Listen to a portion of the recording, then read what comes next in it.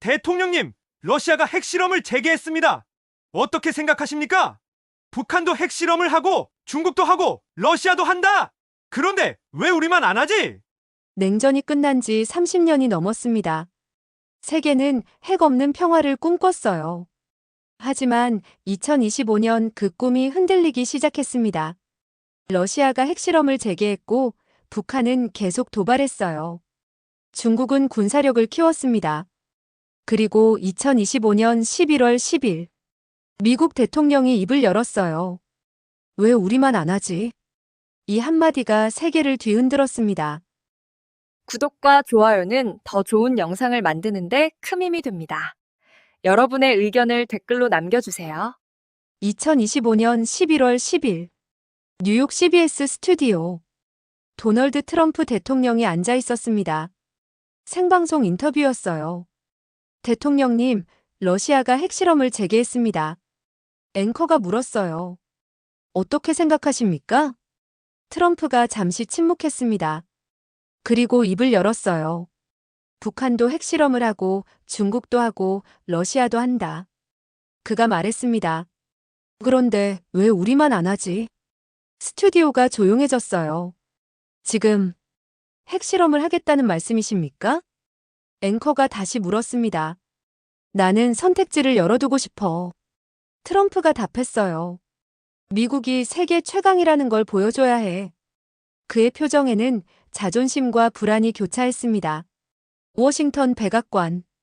30분 후였습니다.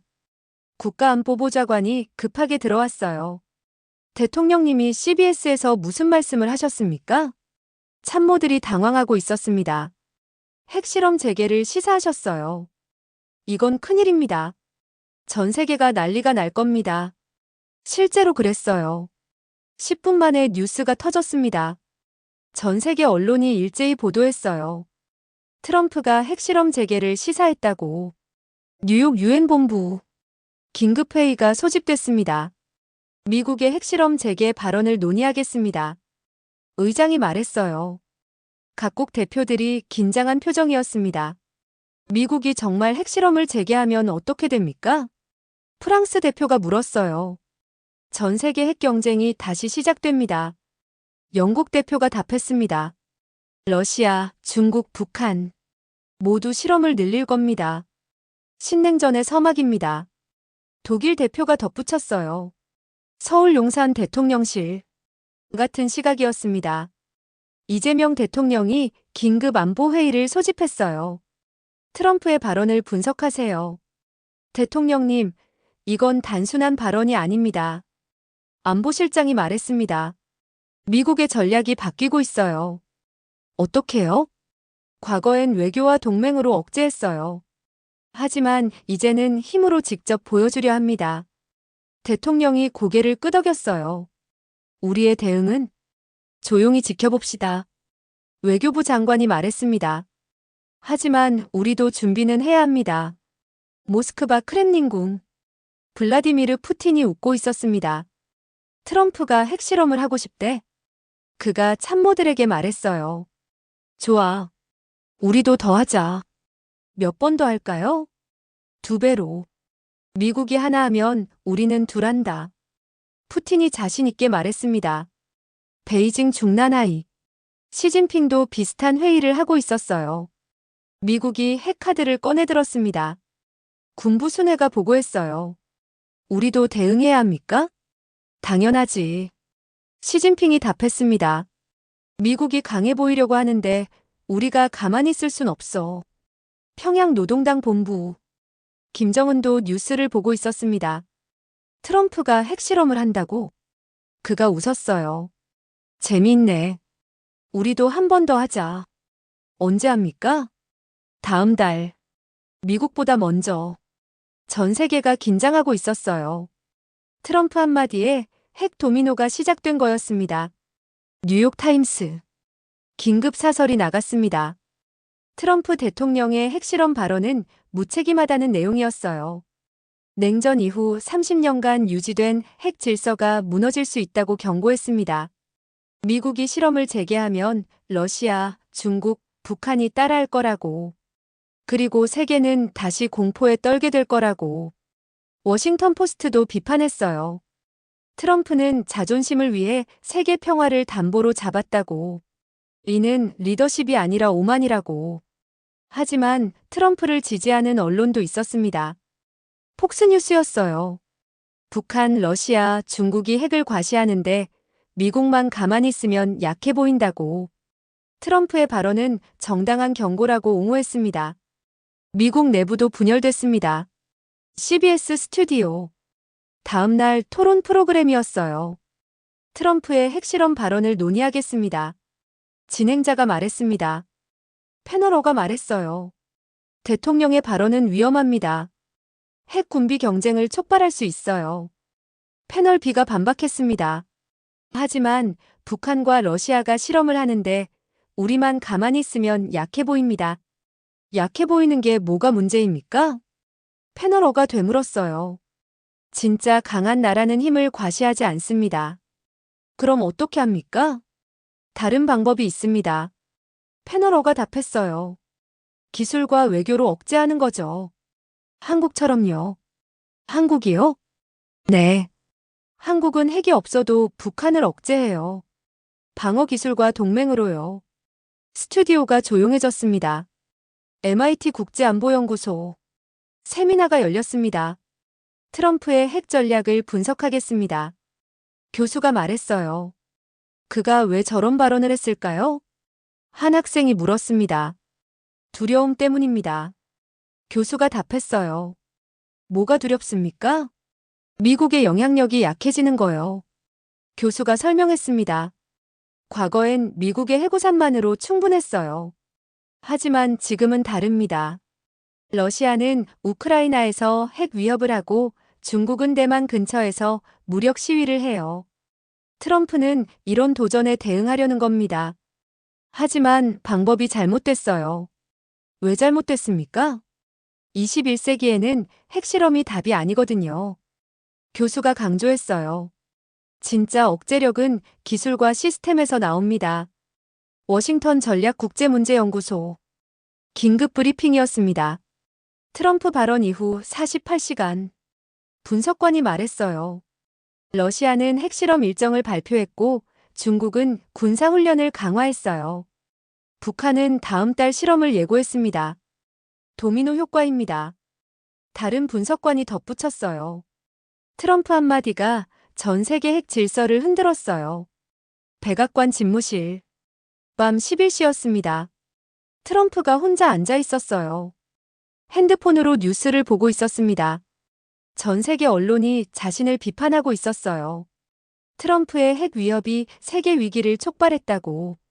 그가 핸드폰을 내려놓았습니다. 내가 뭘 잘못했지? 그가 중얼거렸어요. 난 그냥 미국을 강하게 만들고 싶었는데. 창밖으로 워싱턴의 불빛이 보였습니다.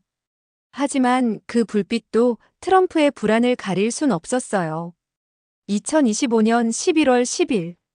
트럼프의 한마디가 세계를 흔들었습니다.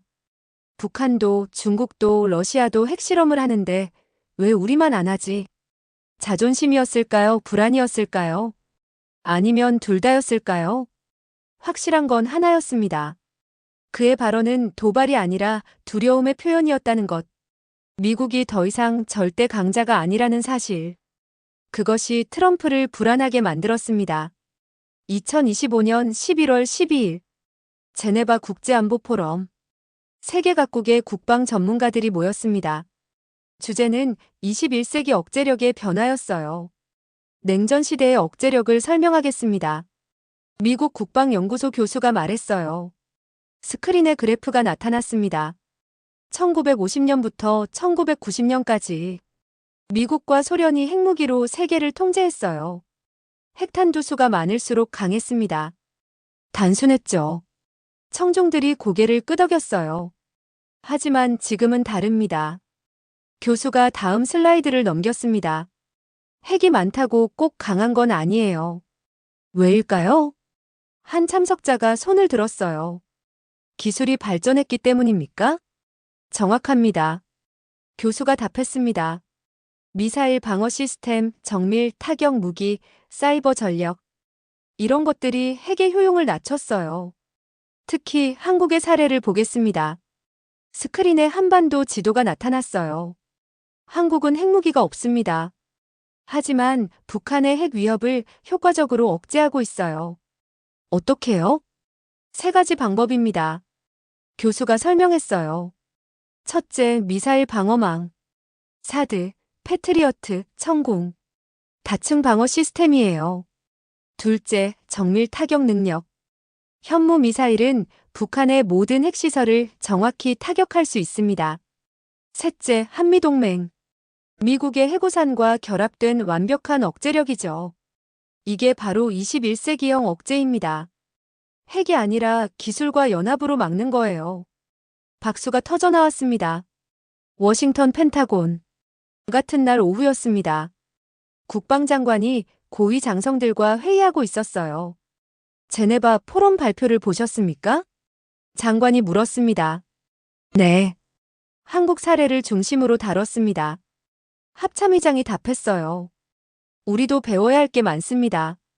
어떤 점에서요? 효율성입니다. 공군 참모 총장이 말했어요. 미국은 핵탄두 5천 개를 유지하는데 연간 수백억 달러를 씁니다. 하지만 한국은 핵 없이도 북한을 억제해요. 훨씬 적은 비용으로요. 그렇다면 우리도 전략을 바꿔야 합니까? 장관이 물었습니다. 단기적으로는 어렵습니다. 합참의장이 답했어요. 하지만 장기적으로는 한국식 모델을 참고해야 합니다. 핵보다 기술, 수량보다 정밀성. 모스크바 국방부. 비슷한 회의가 진행되고 있었습니다. 한국의 방어 체계를 분석했습니다. 러시아 장군이 보고했어요. 결론이 뭡니까? 국방장관이 물었습니다. 매우 효율적입니다. 그리고 우리에게도 위협적입니다. 어떻게요? 한국의 미사일 방어망은 우리 핵무기의 효용을 크게 떨어뜨립니다. 장군이 설명했어요. 만약 한국이 NATO 국가들에 이 기술을 수출하면 우리의 핵 억제력이 약해질 겁니다. 그걸 막아야 합니까? 이미 늦었습니다. 다른 장군이 말했어요. 폴란드가 한국제 방공 시스템을 도입했고 노르웨이도 검토 중입니다. 유럽이 한국 기술로 무장하고 있어요. 침묵이 흘렀습니다. 베이징 인민해방군 본부. 중국도 같은 고민을 하고 있었어요. 한국의 방산 수출이 급증하고 있습니다. 군부 순회가 보고했습니다. 얼마나요? 작년 대비 300% 증가했습니다. 특히 K9 자주포, 천공방공 미사일이 인기예요. 문제는 뭡니까? 이 무기들이 중국을 겨냥할 수 있다는 겁니다. 장군이 지도를 펼쳤어요. 폴란드, 호주, 필리핀. 모두 항공 무기를 샀어요. 이들은 모두 미국의 동맹국입니다. 한국 기술이 중국 포위망을 강화하고 있습니다. 대응책은 외교적 압박과 자체 기술 개발. 하지만 시간이 필요합니다. 서울 방위사업청. 활기찬 분위기였습니다. 올해 방산 수출 목표를 달성했습니다. 청장이 발표했어요. 200억 달러. 역대 최고치입니다. 직원들이 박수를 쳤습니다. 내년 목표는요? 300억 달러입니다. 청장이 자신있게 말했어요. 유럽, 중동, 동남아. 모두 항공 무기를 원합니다. 왜 그럴까요? 한 직원이 물었어요. 세 가지 이유입니다. 청장이 답했습니다. 첫째, 성능. 항공 무기는 실전에서 검증됐어요. 둘째, 가격. 미국이나 유럽 무기보다 30% 저렴합니다. 셋째, 속도. 주문하면 빠르게 납품해요. 이게 K방산의 경쟁력입니다. 런던 국제전략연구소. 보고서가 발표됐습니다. 제목은 한국 새로운 방산 강국이었어요. 한국의 방산 수출이 세계 10위권에 진입했습니다. 연구원이 발표했어요. 2020년엔 20위였는데 5년 만에 10위권이에요. 무엇이 달라졌습니까? 기술력과 가격 경쟁력입니다. 연구원이 설명했어요. 특히 미사일 방어 시스템과 자주포 분야에서 강합니다. 그리고 한국은 실전 경험이 있어요. 북한과 대치하면서 축적된 노하우죠. 이게 다른 나라들에게 매력적입니다. 워싱턴 전략국제문제연구소 토론회가 열렸습니다. 한국의 부상이 미국에게 주는 의미를 논의하겠습니다.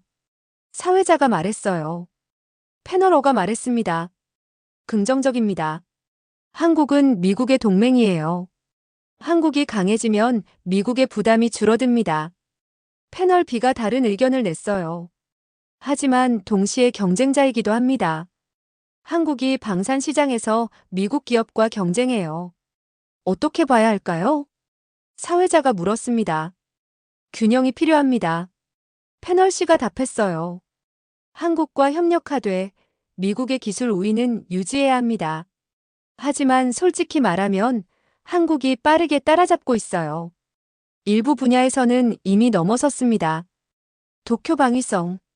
긴급 보고가 올라왔습니다. 한국의 방산 기술이 일본을 추월했습니다.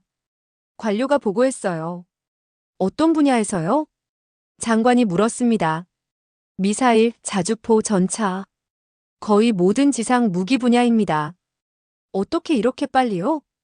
투자와 개발 속도입니다. 관료가 설명했어요. 한국은 10년간 방산에 집중 투자했어요. 우리는 논의만 하고 있을 때요. 그 결과가 지금입니다. 장관이 한숨을 쉬었습니다. 따라잡을 수 있습니까? 어렵습니다. 격차가 이미 너무 벌어졌어요. 제네바 포럼. 마지막 세션이었습니다. 결론을 내리겠습니다. 의장이 말했어요. 21세기 억제력은 핵이 아니라 기술입니다. 한국이 그것을 증명했어요. 핵 없이도 강할 수 있다는 걸요. 이제 세계의 균형이 바뀌고 있습니다. 핵을 가진 나라가 아니라 기술을 가진 나라가 강한 시대입니다. 박수가 터져 나왔습니다. 냉전 시대엔 미국이 핵으로 세계를 통제했습니다. 하지만 지금은 다릅니다. 한국은 핵이 없어도 실질적 억제력을 갖췄어요. 기술과 연합, 그리고 신뢰로. 이것이 미국을 긴장하게 만들었습니다. 더 이상 핵만으로는 충분하지 않다는 사실. 세계의 균형이 흔들리고 있었습니다. 2025년 11월 15일. 네바다 사막. 미국 핵실험장이었습니다. 70년 만에 재개되는 핵실험. 전 세계 언론이 모여 있었어요. 역사적인 순간입니다. CNN 기자가 카메라 앞에서 말했습니다. 1992년 이후 33년 만에 미국이 다시 핵실험을 합니다. 오전 10시. 카운트다운이 시작됐어요. 19, 87. 거대한 섬광이 터졌습니다. 버섯구름이 솟아올랐어요. 지진계가 요동쳤습니다. 규모 5.2의 인공 지진이었어요. 성공입니다. 미국 국방부 대변인이 발표했습니다. 미국은 여전히 세계 최강입니다. 하지만 반응은 예상과 달랐습니다. 뉴욕타임스 사설이었어요. 시대착오적 쇼. 핵실험은 20세기의 유물이라고. 21세기에 필요한 건 실험이 아니라 기술이라고 비판했습니다. 워싱턴 포스트도 마찬가지였어요. 폭발음으로 강함을 증명하는 시대는 끝났다. 진짜 강국은 조용히 기술을 완성한다고 지적했습니다. 서울 용산 대통령실. 같은 날 오후였습니다. 이재명 대통령이 안보회의를 주재하고 있었어요. 미국의 핵실험을 평가하세요. 대통령님, 이건 시위용입니다. 안보실장이 말했습니다. 실제 군사적 의미는 크지 않아요.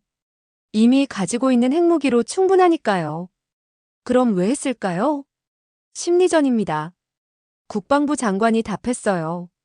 러시아와 중국에게 우리도 할 수 있다고 보여주는 거죠. 우리는 어떻게 대응합니까? 대통령이 물었습니다. 조용히 우리 길을 가면 됩니다. 외교부 장관이 말했어요. 우리는 실험이 아니라 기술로 답하고 있으니까요. 대전 한국원자력연구원. 같은 시각이었습니다.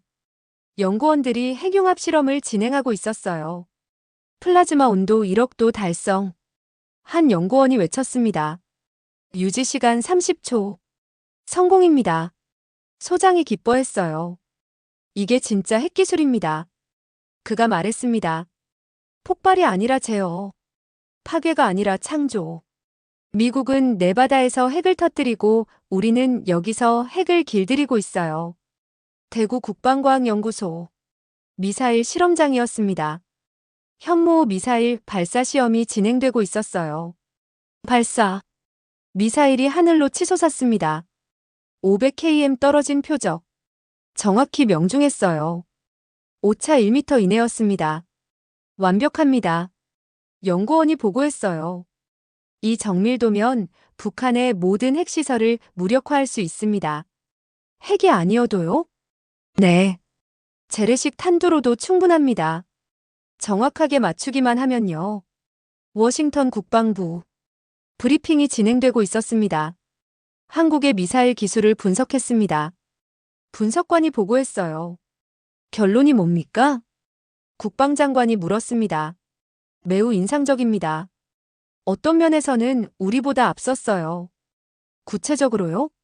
정밀도와 속도입니다. 분석관이 설명했어요. 한국의 현무 미사일은 CP 1m 이내예요. 우리 토마호크는 10m입니다. 그리고 개발 속도도 빨라요. 우리가 10년 걸릴 프로젝트를 5년 만에 완성합니다. 왜 그럴까요? 절박함입니다. 다른 분석관이 답했어요. 북한과 대치하고 있으니까요. 한국에겐 미사일 방어가 생존 문제예요. 우리는 실험하지만 한국은 실전을 준비합니다. 그게 차이를 만들어요. 모스크다. 푸틴이 핵실험 영상을 보고 있었습니다. 미국이 네바다에서 터뜨린 핵폭탄 영상이었어요. 우리도 해야 합니까? 참모가 물었습니다. 당연하지. 푸틴이 답했어요. 미국이 했는데 우리가 안 하면 약해 보여. 언제 합니까? 다음 주. 미국보다 큰 걸로. 한 달 후. 시베리아 노바야 제물야 섬에서 러시아가 핵실험을 했습니다. 미국보다 2배 큰 위력이었어요. 중국도 따라했습니다. 신장 위구르에서 핵실험을 재개했어요. 북한은 더 자주 했습니다. 한 달에 한 번씩. 핵 도미노가 시작됐습니다. 제네바 유엔 본부. 긴급 안보리가 소집됐습니다. 핵실험 경쟁을 중단해야 합니다. 유엔 사무총장이 호소했어요. 미국, 러시아, 중국, 북한. 모두 멈춰야 합니다. 하지만 아무도 듣지 않았습니다. 서울 청와대. 대통령이 기자회견을 열었습니다. 대통령님, 한국도 핵무장을 고려하십니까? 한 기자가 물었어요. 아닙니다. 이재명 대통령이 단호하게 답했습니다. 우리는 다른 길을 갑니다. 어떤 길입니까? 기술의 길입니다. 대통령이 설명했어요. 핵실험은 과거의 방식이에요. 우리는 미래를 준비합니다. 우리에겐 세계 최고의 미사일 방어망이 있고 정밀 타격 능력이 있습니다. 그리고 무엇보다 핵융합 기술이 있어요. 이게 진짜 핵의 미래입니다. 폭발이 아니라 에너지. 파괴가 아니라 창조. 박수가 터져 나왔습니다. 런던 BBC. 특집 다큐멘터리가 방송됐습니다. 제목은 두 가지 길 핵실험과 핵기술이었어요. 미국은 네바다에서 핵을 터뜨립니다. 나레이터가 말했어요. 화면에 폭발 장면이 나왔습니다. 하지만 한국은 대전에서 핵을 제어합니다. 화면이 바뀌었어요. 핵융합 실험 장면이었습니다. 하나는 과거를 보여주고 하나는 미래를 만듭니다.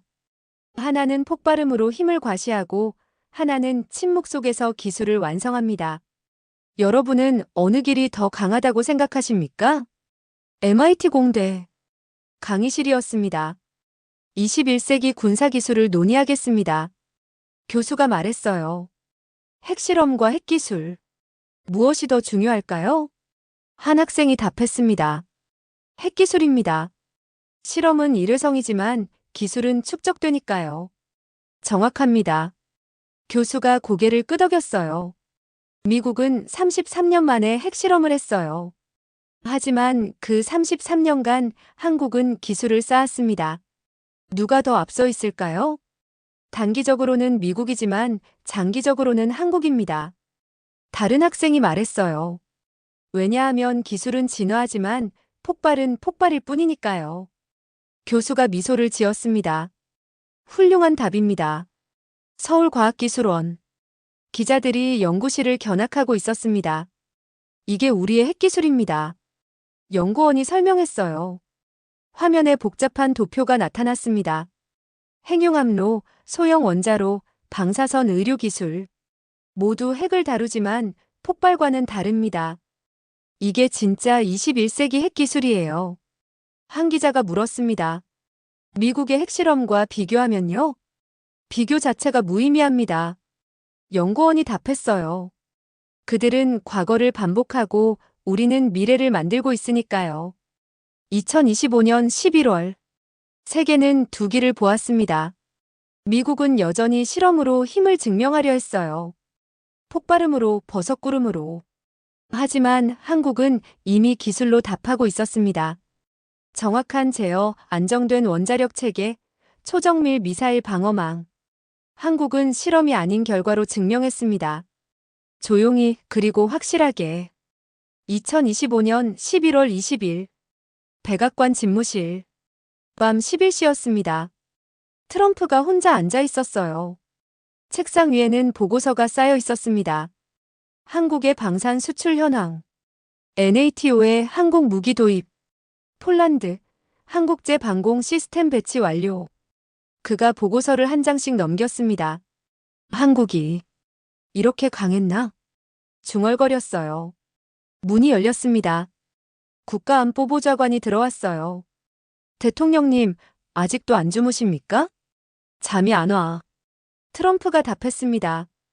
한국 보고서를 보고 있어. 어떠십니까? 놀랍군.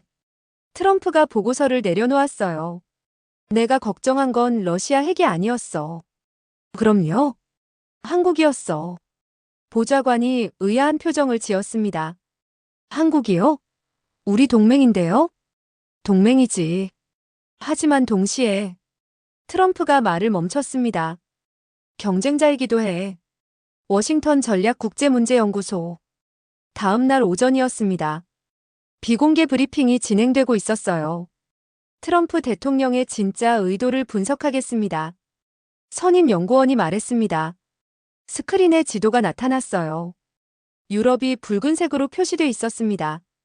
폴란드가 항공 무기를 샀습니다. K9 자주포, 천공방공 미사일, K 전차. 노르웨이도 검토 중이고 핀란드는 계약 직전입니다. 문제가 뭡니까? 한 참석자가 물었어요. 유럽이 미국 무기 대신 항공 무기를 선택하고 있습니다. 연구원이 답했습니다. 이건 단순한 무기 거래가 아니에요. 방위산업의 주도권이 바뀌는 겁니다. 그래서 트럼프가 핵실험을 한 거군요. 다른 참석자가 이해했다는 듯 말했어요. 정확합니다. 연구원이 고개를 끄덕였습니다. 그가 두려워하는 건 러시아의 폭발음이 아니에요. 핵 없이도 막을 수 있는 나라, 한국의 존재입니다. 브뤼셀 NATO 본부. 국방장관 회의가 열렸습니다. 유럽 방위를 논의하겠습니다. 사무총장이 말했어요. 폴란드 국방장관이 발표했습니다. 우리는 한국제 무기를 도입했습니다. 스크린에 K9 자주포 사진이 나타났어요. 이유가 뭡니까? 독일 장관이 물었습니다. 세 가지입니다. 폴란드 장관이 답했어요. 첫째, 성능. 한국 자주포는 분당 6발을 쏩니다. 독일제는 3발이에요. 둘째, 가격. 한국제가 30% 저렴합니다. 셋째, 납품 속도. 주문하고 6개월 만에 받았어요. 미국제는 2년 걸립니다. 이게 우리가 한국을 선택한 이유입니다. 노르웨이 장관이 손을 들었어요. 우리도 한국제를 검토하고 있습니다. 천공방공 미사일이요. 왜요? 러시아 위협에 대비해야 하는데 한국 시스템이 가장 효과적이래요. 프랑스 장관이 우려를 표했습니다. 하지만 이러다가 유럽 방위 산업이 무너지는 거 아닙니까? 이미 늦었습니다. 폴란드 장관이 말했어요. 한국이 너무 앞서갔어요. 우리는 따라잡을 수가 없습니다. 워싱턴 백악관. 트럼프가 NATO 회의 내용을 보고받고 있었습니다. 유럽이 항공 무기로 무장하고 있습니다. 국방장관이 보고했어요. 얼마나요? 폴란드만 200억 달러어치를 샀습니다. 노르웨이, 핀란드도 곧 따라올 겁니다. 트럼프가 책상을 쳤습니다. 미국 무기는요? 줄어들고 있습니다. 비싸고 느리다는 이유로요. 이게 내가 두려워한 거야. 트럼프가 말했습니다. 러시아가 아니라 한국. 한국이 유럽방위 시장을 먹고 있어. 대응책은요? 글쎄. 트럼프가 한숨을 쉬었어요. 한국은 동맹이야. 압박할 수도 없어. 그리고 솔직히 한국 기술이 좋아. 인정할 수밖에 없어. 뉴욕 월스트리트 저널 특집 기사가 나갔습니다. 제목은 한국의 방산 굴기, 미국을 긴장시키다였어요. 트럼프의 핵실험 발언은 표면적으로 러시아를 향한 것이었다. 하지만 진짜 타깃은 다른 곳에 있었다. 한국이다. 핵 없이도 강한 나라. 기술로 세계를 설득하는 나라. 미국은 여전히 핵카드를 꺼내들지만 한국은 이미 다른 게임을 하고 있다. 그리고 세계는 한국의 게임에 참여하고 있다. MIT 국제안보 세미나. 교수가 강의하고 있었습니다. 트럼프의 속내를 분석하겠습니다. 교수가 말했어요. 그는 왜 핵실험을 했을까요? 진짜 이유는요?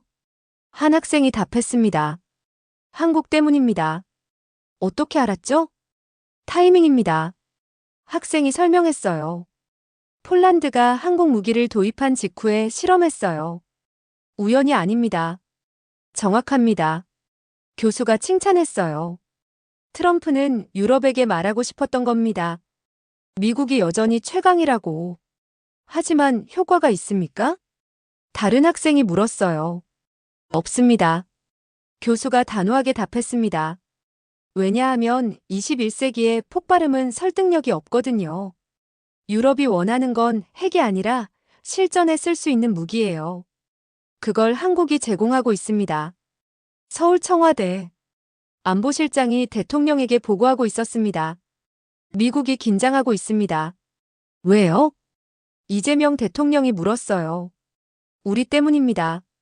안보실장이 설명했습니다. 유럽 방산 시장에서 미국 점유율이 떨어지고 있어요. 대신 우리가 올라가고 있고요. 트럼프가 이걸 위협으로 보는 겁니다. 우리가 뭘 잘못했습니까? 대통령이 되물었어요. 아무것도요. 우리는 그냥 좋은 제품을 만들었을 뿐입니다. 그럼 계속하세요. 대통령이 말했습니다. 우리는 경쟁이 아니라 협력을 원합니다.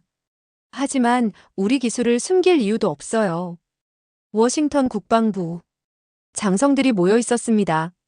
솔직히 말하겠습니다. 합참의장이 말했어요. 한국의 일부 무기는 우리보다 낫습니다. 어떤 게요? 자주포, 방공 미사일, 전차. 육군 참모총장이 답했습니다. 성능, 가격, 납품 속도. 모든 면에서 앞서요. 우리가 따라잡을 수 있습니까? 어렵습니다. 공군 참모총장이 말했어요. 한국은 실전 경험이 있어요. 70년간 북한과 대치하면서 쌓은 노하우죠. 우리는 전쟁을 많이 했지만 끊임없는 위협 속에서 산 건 아니에요. 그게 차이를 만듭니다. 백악관 집무실. 트럼프가 다시 보고서를 보고 있었습니다. 한국의 방산력은 이미 유럽과 NATO가 인정했다. 그가 중얼거렸어요. 내 핵실험 발언은 곧 한국식 방어 모델에 대한 경고였어. 하지만 소용없었어. 세상은 이미 바뀌었어. 그가 창밖을 바라봤습니다. 핵 없이도 막을 수 있는 나라. 한국. 이게 진짜 위협이야. 2025년 11월. 트럼프가 두려워한 건 러시아의 폭발음이 아니었습니다. 한국의 존재였어요. 핵 없이도 강한 나라. 기술로 세계를 설득하는 나라. 트럼프의 핵실험 발언은 한국식 방어 모델에 대한 경고였습니다. 하지만 이미 늦었어요. 세계는 이미 한국의 길을 따라가고 있었으니까요. 2025년 11월 25일 대전 한국핵융합에너지연구원 전 세계 과학자들이 모여 있었습니다. 국제핵융합에너지기구 연례 회의였어요. 역사적인 발표를 하겠습니다. 윤시우 원장이 말했습니다. KSTAR가 1억 도 플라즈마를 102초간 유지했습니다. 청중석이 술렁였어요. 102초요? 미국 과학자가 놀라며 물었습니다. 네. 세계 최초입니다. 윤 원장이 자랑스럽게 답했어요. 이전 기록이 30초였는데 3배 이상 늘렸습니다. 이게 무슨 의미입니까? 프랑스 과학자가 물었어요. 상용화에 한 걸음 더 다가갔다는 뜻입니다. 윤 원장이 설명했습니다. 핵융합은 태양의 원리예요. 무한한 에너지를 만들 수 있죠. 그리고 핵폭탄과 달리 안전합니다. 방사능도 거의 없어요. 이게 진짜 핵의 미래입니다. 기립박수가 터져나왔습니다. 미국 과학자가 조용히 말했어요. 한국이 우리를 앞질렀어. 경남 창원 한화에어로스페이스 공장이었습니다. K9 자주포가 생산 라인에서 쏟아지고 있었어요. 이번 달 생산량이 몇 대입니까? 공장장이 물었습니다. 120대입니다. 직원이 답했어요. 작년보다 50% 늘었어요. 주문이 많나 봐요? 네. 폴란드 추가 주문이 들어왔고 노르웨이, 호주에서도 문의가 왔습니다. K-9이 왜 이렇게 인기일까요? 세 가지 이유입니다. 엔지니어가 설명했어요. 첫째, 자동화. 승무원 5명이 3명으로 줄었어요. 둘째, 발사 속도. 분당 6발. 세계 최고입니다. 셋째, 정확도. 40km 밖 표적을 10m 오차로 맞춥니다. 이게 다른 나라가 따라올 수 없는 기술입니다. 경기도 성남. 한국항공우주산업본사였습니다.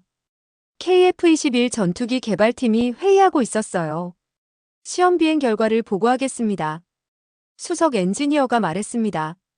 최고 속도 마하 1.8 달성. 목표치 달성했습니다.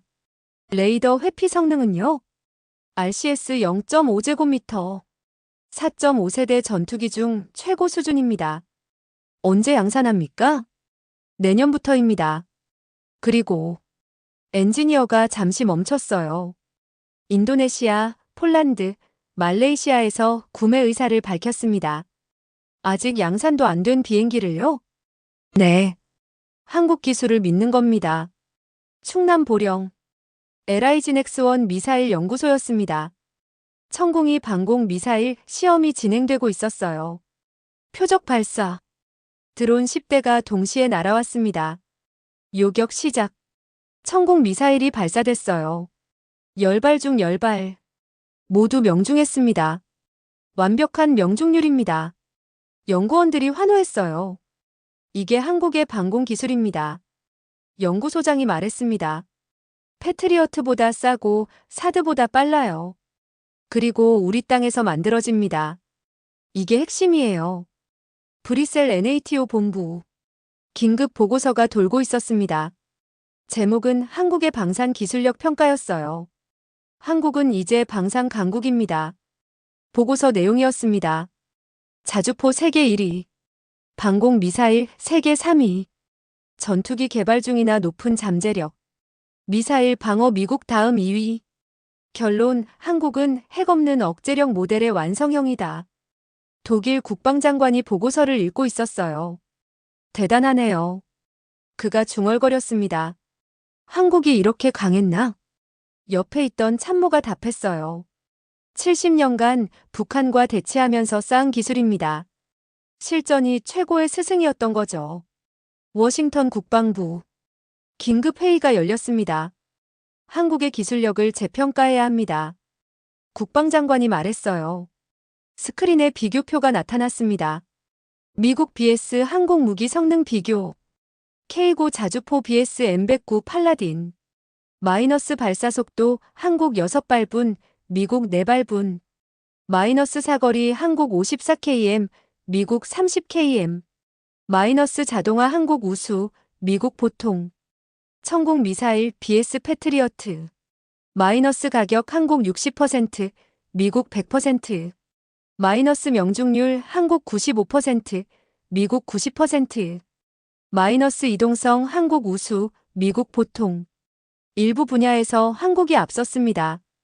장관이 인정했어요. 어떻게 따라잡습니까? 합참의장이 물었습니다. 투자와 속도입니다. 장관이 답했어요. 한국은 연구에서 양산까지 5년 걸려요. 우리는 10년 걸립니다. 절반으로 줄여야 합니다. 모스크바 국방연구소. 러시아도 한국을 연구하고 있었습니다. 한국 무기가 유럽으로 들어가고 있습니다. 분석관이 보고했어요. 폴란드, 노르웨이, 핀란드. 모두 러시아 국경 근처예요. 위협적입니까? 장군이 물었습니다. 매우 위협적입니다. 분석관이 답했어요. 한국의 K9 자주포는 우리 전차를 무력화할 수 있어요. 천공 미사일은 우리 전투기를 격추할 수 있고요. 유럽이 한국 무기로 무장하면 우리의 군사적 우위가 사라집니다. 베이징 중난하이. 시진핑이 보고를 받고 있었습니다. 한국의 방산 수출이 우리를 위협합니다. 군부 수뇌가 말했어요. 어떻게요? 필리핀이 한국제 전투기 구매를 검토하고 있습니다. 호주는 이미 K9를 샀어요. 이들은 모두 남중국해 주변 국가들입니다. 한국 무기가 중국 포위망을 강화하고 있어요. 시진핑이 인상을 찌푸렸습니다. 대응책은 외교 압박과 자체 개발. 하지만 기술 격차가 있습니다. 런던 국제전략연구소 연례 보고서가 발표됐습니다. 2025년 세계 방산 강국 순위 1위 미국, 2위 러시아, 3위 중국, 4위 프랑스, 5위 한국. 한국이 5위에 올랐습니다. 연구소장이 발표했어요.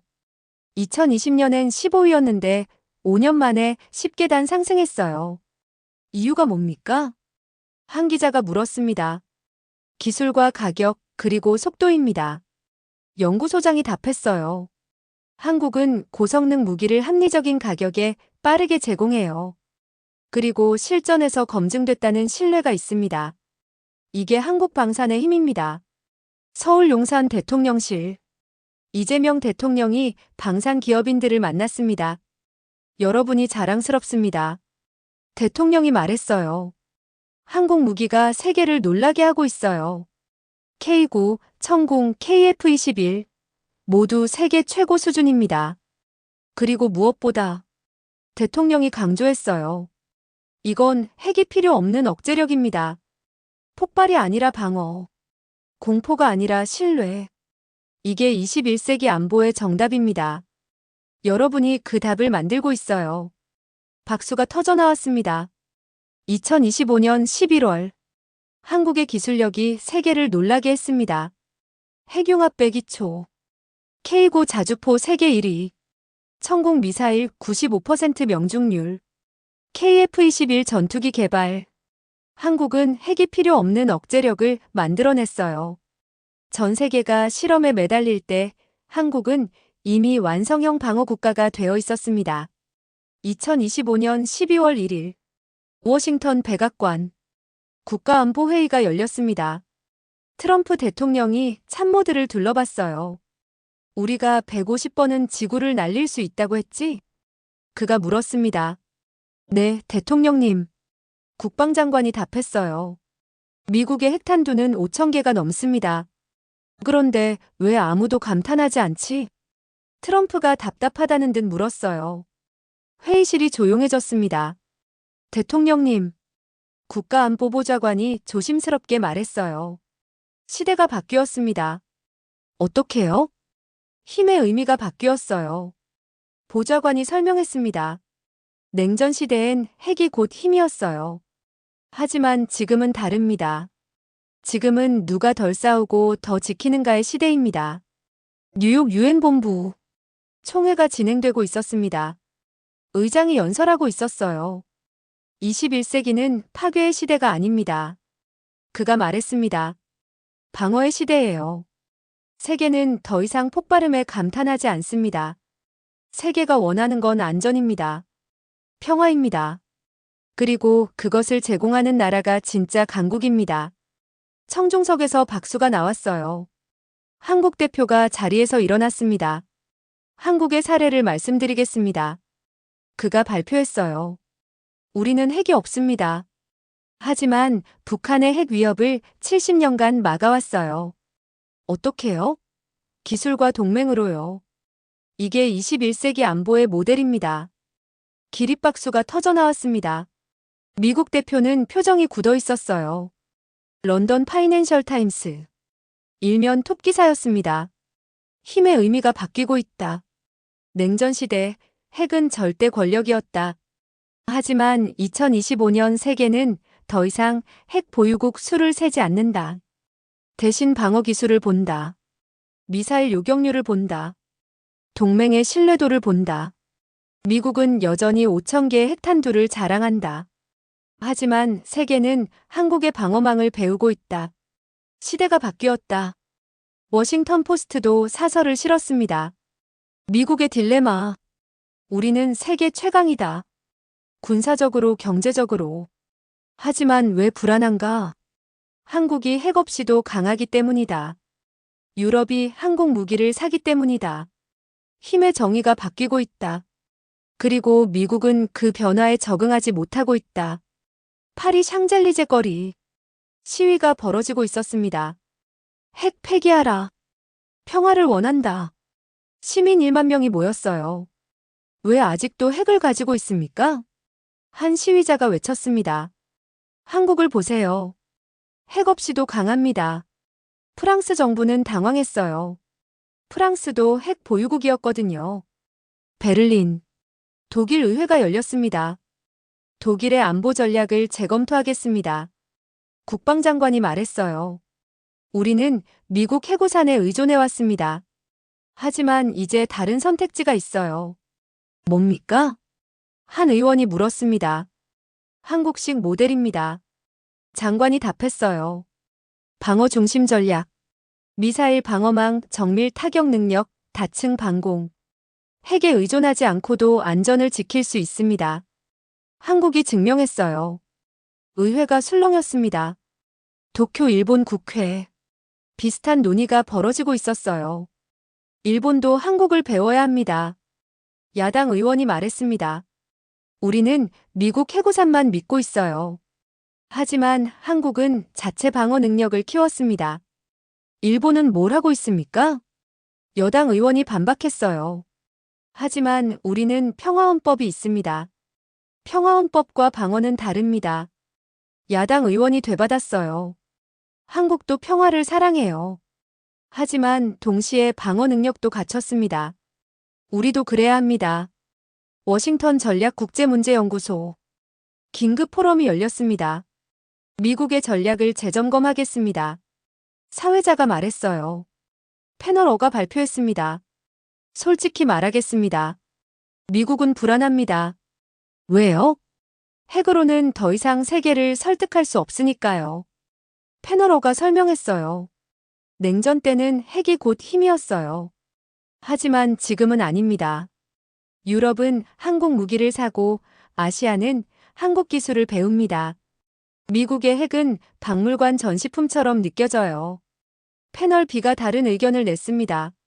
하지만 미국은 여전히 최강입니다. 맞아요. 하지만 최강의 의미가 바뀌었어요. 패널 C가 말했어요. 과거엔 누가 더 많이 부술 수 있나였어요. 지금은 누가 더 잘 지킬 수 있나입니다. 그 기준에서 한국이 우위예요. MIT 국제정치학과 강의가 진행되고 있었습니다. 역사의 전환점을 이야기하겠습니다. 교수가 말했어요. 1945년 핵무기가 등장했어요. 세계는 공포에 떨었죠. 1991년 냉전이 끝났어요. 하지만 핵은 남았습니다. 그리고 2025년 교수가 강조했어요. 한국이 새로운 모델을 보여줬어요. 핵 없는 억제력. 이게 역사의 전환점입니다. 한 학생이 손을 들었어요. 교수님, 그럼 핵무기는 필요 없나요? 필요 없진 않아요. 교수가 답했습니다. 하지만 충분 조건은 아니에요.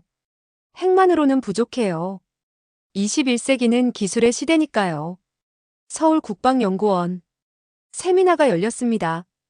세계의 변화를 분석하겠습니다. 원장이 말했어요. 유럽이 우리를 주목하고 있습니다. 아시아도 마찬가지예요. 왜일까요? 우리가 답을 보여줬기 때문입니다. 원장이 설명했어요. 핵 없이도 강할 수 있다는 답. 기술로 평화를 지킬 수 있다는 답. 이게 세계가 원하던 거였어요. 경기도 판교. 방산 기업 CEO들이 모였습니다. 올해 수출 목표를 초과 달성했습니다. 한 CEO가 보고했어요. 250억 달러. 역대 최고치입니다. 내년은요? 350억 달러를 목표로 합니다. 다른 CEO가 말했어요. 주문이 계속 들어오고 있어요. 유럽, 중동, 아시아 전역에서요. 세계가 우리를 필요로 합니다. 백악관 집무실. 트럼프가 혼자 있었습니다. 책상 위에 보고서가 놓여 있었어요. 한국 방산 수출 250억 달러 돌파. 유럽 5개국 한국 무기 도입 확정. 세계가 한국식 방어 모델 주목. 그가 보고서를 집어 던졌습니다. 우리가 150번은 지구를 날릴 수 있는데. 그가 소리쳤어요. 하지만 아무도 들어주지 않았습니다. 시대가 바뀌었으니까요. 2025년 12월. 미국은 여전히 외쳤습니다. 우리가 150번은 지구를 날릴 수 있다. 하지만 세상은 더 이상 그런 시대에 감탄하지 않았어요. 힘의 의미가 바뀌었습니다. 이제는 누가 덜 싸우고 더 지키는가의 시대였어요. 그리고 그 해답은 한국이 보여주고 있었습니다. 전환점이 찾아왔습니다. 2025년 12월 15일. 서울 용산 대통령실. 연말 기자회견이었습니다. 이재명 대통령이 단상에 섰어요. 올해를 돌아보겠습니다. 그가 말했습니다. 11월 미국이 핵실험을 재개했어요. 러시아, 중국, 북한도 따라했죠. 전 세계가 핵 경쟁에 빠져들었습니다. 그리고 한국은요? 대통령이 잠시 멈췄어요. 우리는 조용히 우리 길을 걸었습니다. 핵융합 기술을 발전시켰고 미사일 방어망을 강화했어요.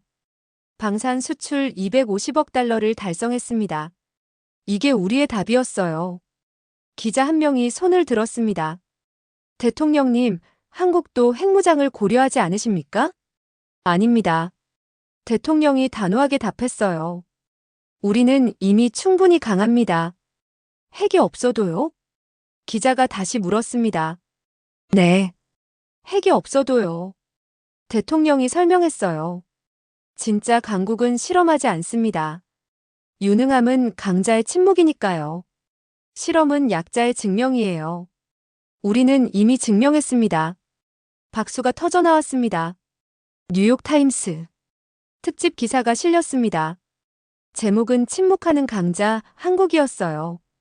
2025년 11월부터 12월까지 세계는 폭발음으로 가득했다. 미국, 러시아, 중국, 북한 모두 핵실험을 했다. 하지만 한국은 조용했다. 실험하지 않았다. 왜일까? 이미 강하기 때문이다. 한국은 폭발음 대신 기술로, 위협 대신 신뢰로 답했다. 이것이 21세기 강국의 모습이다. 워싱턴 포스트도 칼럼을 실었습니다. 우리가 배워야 할 것. 미국은 33년 만에 핵실험을 재개했다. 세계의 힘을 과시하려 했다. 하지만 효과는 없었다. 오히려 비난만 받았다. 반면 한국은 조용히 기술을 발전시켰다. 그리고 세계가 한국을 찾았다. 우리는 무엇을 배워야 하는가? 침묵의 힘이다. 런던 BBC. 다큐멘터리가 방송됐습니다. 2025 힘의 재정의. 나레이터가 말했어요. 올해 세계는 두 가지 길을 보았습니다. 화면에 네바다 핵실험 장면이 나왔어요. 하나는 폭발의 길. 미국, 러시아, 중국이 이 길을 선택했습니다.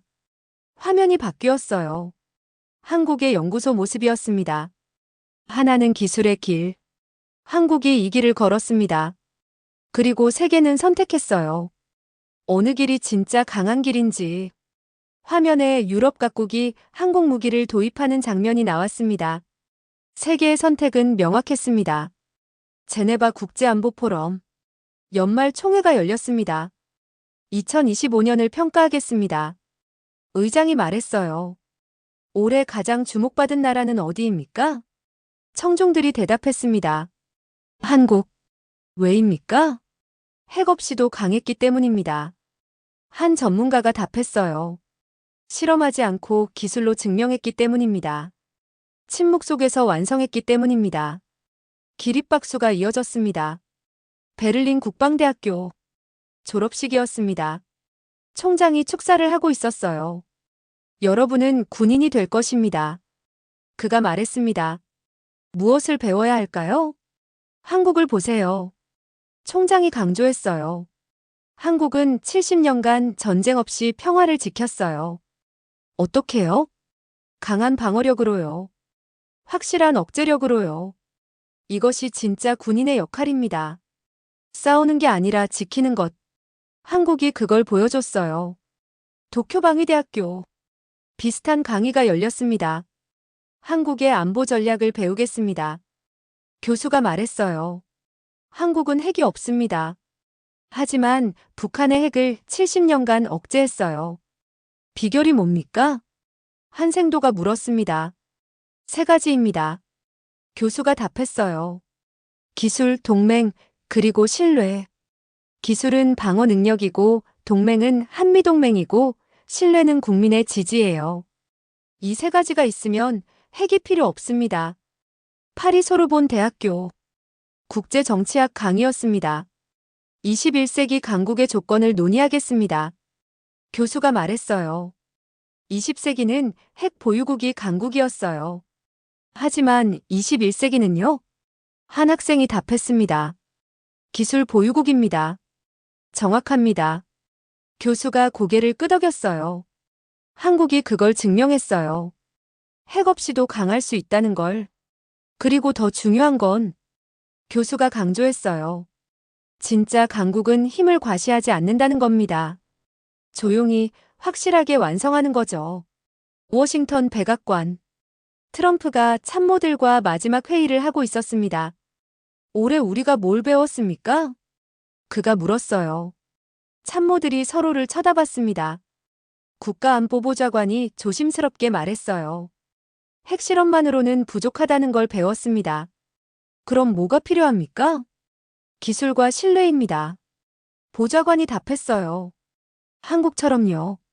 트럼프가 한숨을 쉬었습니다. 한국. 또 한국이군. 서울 광화문 광장. 시민들이 모여 있었습니다. 대형 스크린에 뉴스가 나오고 있었어요. 한국 2025년 세계 방산 수출 5위. 핵 없는 억제력 모델 세계가 주목. 진짜 강국은 실험하지 않는다. 한 시민이 말했습니다. 우리나라 대단하네요. 옆 사람이 답했어요. 맞아요. 조용히 강해졌어요. 노인이 감격한 표정으로 말했습니다. 내가 젊었을 때는 가난했는데 이제는 세계가 우리를 배우네요. 젊은이가 자랑스럽게 말했어요. 핵이 없어도 강한 나라. 이게 우리나라예요. 대전 한국핵융합에너지연구원. 연구원들이 실험을 계속하고 있었습니다. 플라즈마 온도 1억 도. 유지시간 105초. 신기록입니다. 연구원들이 환호했어요. 소장이 말했습니다. 이게 진짜 핵의 미래예요. 폭발이 아니라 제어. 파괴가 아니라 창조. 우리는 실험하지 않습니다. 완성하는 거죠. 창원 K9 공장. 생산 라인이 쉬지 않고 돌아가고 있었습니다. 이번 달 수출량이 150대입니다. 공장장이 보고했어요. 어디로요? 폴란드, 호주, 노르웨이. 세계가 우리 무기를 원합니다. 엔지니어가 자랑스럽게 말했어요. 우리는 폭발로 증명하지 않아요. 성능으로 증명하죠. 용산 대통령실. 밤이었습니다. 이재명 대통령이 서울 야경을 바라보고 있었어요. 아름답습니다. 외교비서관이 옆에 섰습니다. 네. 정말 아름다워요. 대통령이 답했습니다. 우리가 지킨 평화예요. 핵이 아니라 기술로, 위협이 아니라 신뢰로. 앞으로도 이 길을 갈 겁니다. 조용히 확실하게. 2025년 11월 10일, 트럼프의 한마디가 전 세계를 흔들었습니다. 북한도 중국도 러시아도 핵실험을 하는데 왜 우리만 안 하지? 하지만 한국은 조용히 미소 지었습니다. 우린 이미 충분히 강하다. 실험은 약자의 증명이고 유능함은 강자의 침묵입니다. 진짜 강국은 실험하지 않습니다. 조용히 완성하는 거죠.